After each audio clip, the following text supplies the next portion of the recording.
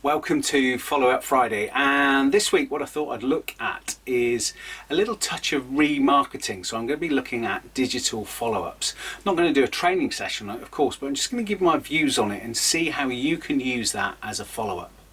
So be you in B2B or B2C, we're all used to digital platforms. We're used to being on Facebook, we're used to going onto the internet, we're used to ads popping as well. Now in terms of that, you can use those as follow-ups, a thing called remarketing. Now there are lots of experienced digital marketeers out there, we've got one in our team, but I don't profess to be an expert, but I'm actually just putting out there that you should start to look at this as some form of follow-up, but also then see what you do with a lead. So what I've been finding is with a lot of companies spending a lot of money on digital advertising, so be that pay-per-click, be it Facebook ads, be it LinkedIn advertising, there are so many different places that it could be, and we're seeing lots of people using that. And what you're doing there is you're starting to generate interest, you're generating brand awareness, you're also generating leads and then ultimately sales as well. And it really doesn't matter if it's B2B or B2C. Now the key here is that if you're using remarketing, so remarketing in real simple terms is somebody lands on your website, or they land on a page within your website, or they land on a page within your e-commerce site, you can have remarketing put in there, which means that if somebody doesn't do something on that page, then if they're looking around the internet, then an ad can pop and you click on that and you can go back normally to where you started, or at least it will be promoting the page or the website that you were looking at. That's in real basic terms, and things like cookies play a big part in that. But what I'm trying to say here is that you can use remarketing as part of your follow-up strategy. So somebody's gone onto your site, they've had a little look, they haven't gone any further, or someone's looked at a Facebook page and they haven't gone any further. So with remarketing you can present an ad again, so it's a prompt, it is a follow-up, it's a follow-up to interest. So the interest doesn't always need to be a form filled in, it doesn't always need to be a conversation with somebody, and it doesn't matter if you're B2B or B2C, you can look at that. And in terms of using digital marketing and digital advertising, it's not as expensive as you think, and it can be really targeted. But my little note of caution here is try probably not to do it yourself. Engage with a professional to be able to do that. And the reason that you do that is because you want it to get as much return on your investment as possible. And it's really easy to get it wrong. But if you work with a professional, then you get it right. And yes, my team, they will work with our clients and we'll get it right and we'll work on that. But as I say, there's lots of other digital marketeers out there, and they might even comment on this on the feed within LinkedIn. But when you're looking at that, and this is the next stage on for me, is that can be automated. Okay, algorithms work, they make it all work really seamlessly. So you've got someone looking, they have a look at, say, industrial piping or industrial hydraulic fluid, whatever it happens to be, they look at that. And then they go, oh, I must do that, and they forget about it. Then the remarketing kicks in. So they're on the internet, they're on Facebook, wherever they are, an ad pops again for that same company.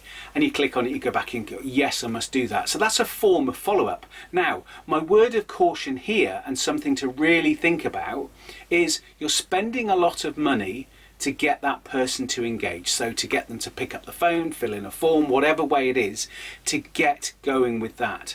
What I'm finding is, all of that remarketing is working, it then generates a lead where a human, unless it's an e-commerce sale, where a human is going to have to do something. So say somebody inquires about something, then you're back into the human domain and you're working with a human who has to do something. So when I talk about follow-ups, I've actually heard people saying, oh, digital marketing doesn't work for us, digital advertising doesn't work.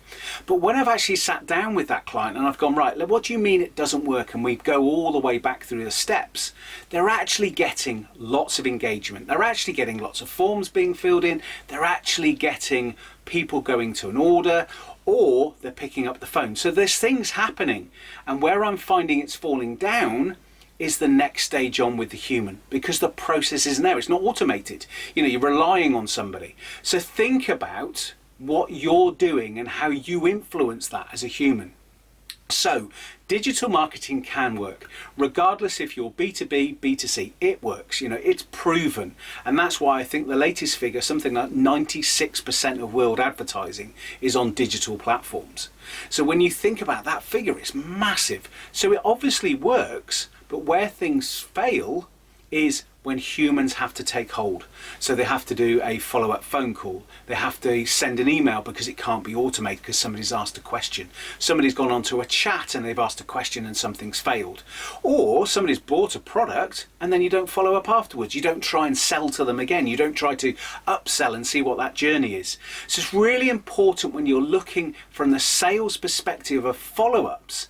There's lots of different triggers of following up. But always be aware when a human has to take over, can they do it?